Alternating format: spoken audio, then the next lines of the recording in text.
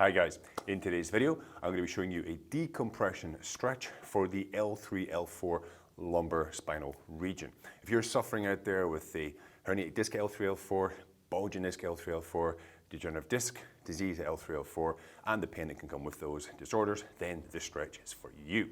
Now listen, before we start, if you are enjoying my content that I bring to you on a regular basis, please hit that subscribe button. It's going to help me create good content for you guys there at home. All right, let's get into this. Okay guys, so today we're going to do a stretch for the L3, L4 junction, vertebral junction. It's going to be a decompression stretch. Now, L3, L4, disc herniations, disc bulges, degenerative disc disease, that area, that's the number 3 spot on the lumbar spine.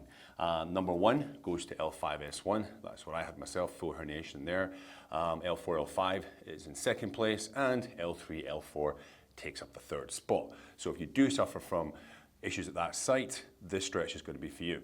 Now, if you also have, like I did, a couple of different places of herniation, disc bulges, degenerative disc issues in the lumbar spine, L5S1, L4, L5, stick to the end of this video. There's 2 more videos going to flash up, which will be specific decompression stretches for those 2 sites. So watch to the end and you get some extra benefit as well, okay? All right, so the setup for this is quite simple. We're going to be on the floor and on your stocking feet here, okay? No shoes on, bare feet is fine as well. On the sit bones. Now, we're just going to talk to you about all the technical aspects first, then we're going to go into the stretch. So, we want the legs to be out in front of us. You want a greater than 90-degree bend at the knee, okay? Not straight, but just, somewhere between 90 and fully extended. So between 90 and 180. We're not going to get a protractor and measure it exactly, okay? So greater than 90 degrees, you're sitting comfortably. The heels are almost touching. You maybe got an inch, half an inch or so between your heels, okay? Now, foot position is quite important. I'll lift up so you can see. We want the outside edge to be turned out and the toes back towards our knee, okay? So they're not going to be inward, toes pointed. They're going to be outward, toes back towards my knee, both feet. Now, whatever position we go into, we maintain, okay? So we got the leg position here, the knees are greater than 90. My toes are back towards my knees. My outside edges are turned out. That's the bottom half set, okay? Now, to create this decompression, we're going to have to create a stretch, an active stretch, where we are decompressing the spine. How do we do that? Well, we're going to be pushing with the upper body. We're going to be locking in the lower body, pushing the upper body, and it's going to create a little bit of decompression at that area of L3, L4. So, upper body position. We take our hands, our arms in front of us, thumbs to the ceiling, okay?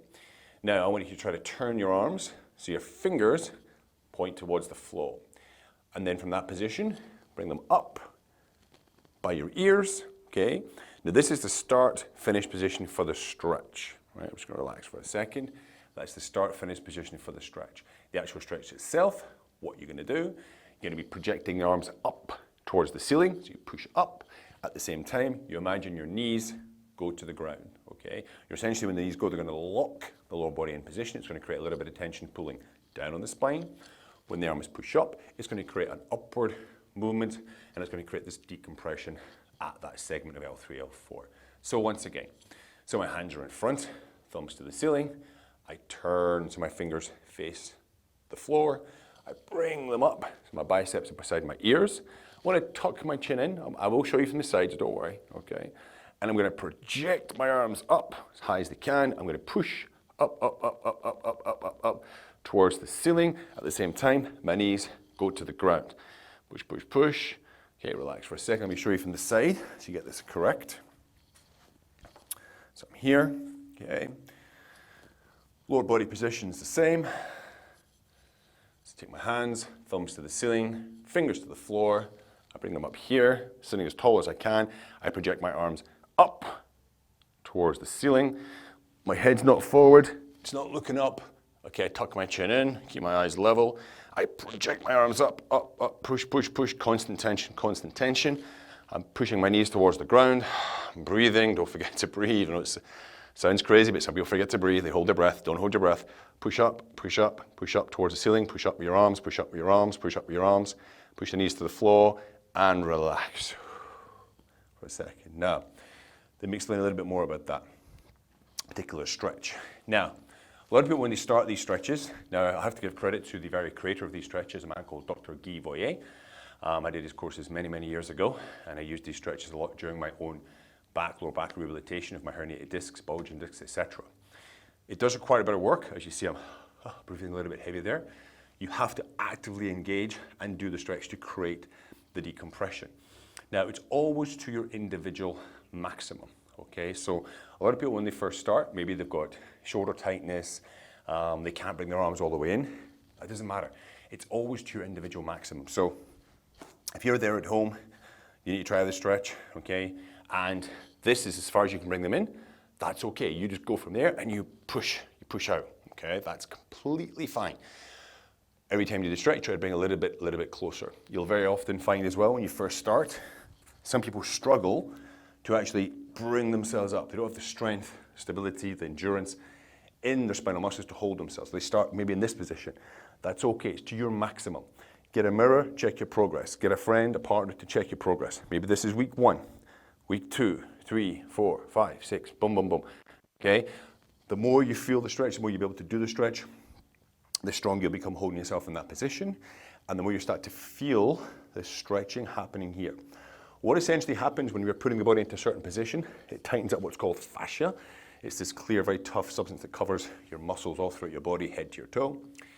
When we're pushing up, we're basically pulling on that fascia and we're trying to create this decompression at the L3, L4 segment. You may feel, tightness stretching here, other parts of your back.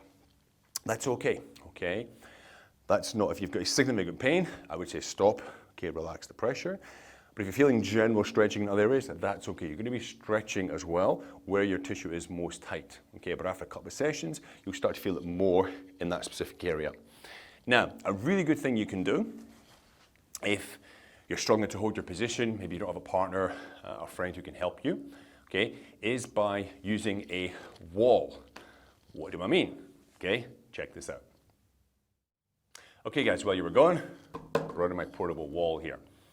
As I said, some people struggle with the awareness of where their body is in space. Unless somebody's there to help them, to cue them, to move them in position, they struggle to find position. So maybe they think they're sitting straight up, okay, but they're not, okay? Using a wall, okay, I've used this box here as a aid here, will help you. So the idea being, you back up against the wall, okay? Now you don't want to be leaning on it, you just want to be touching it. I can feel it in my shoulder blades, it's there. If I relax my lumbar back there, I can feel it, all right? And I want to do the stretch, and I want to try not to be touching it, okay? So when I go into my stretch and I start reaching up, okay, I'm not touching it. And then I touched it, I'm getting a bit tired. Okay, I touch it, I'm getting tired.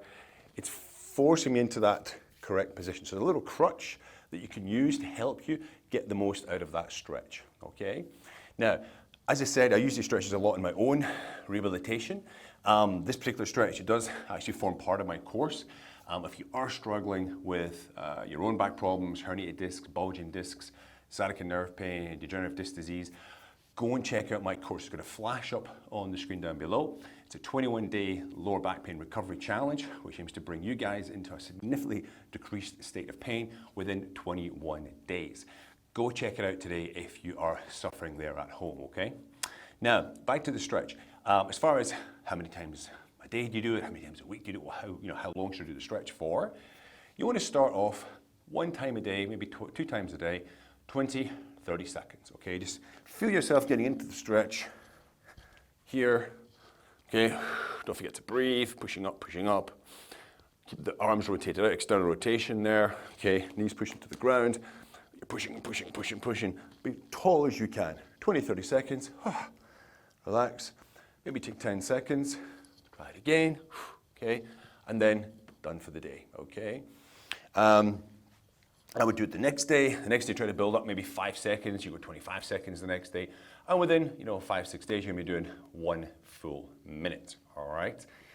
As far as intensity goes, I know there's people out there who will always go 110%.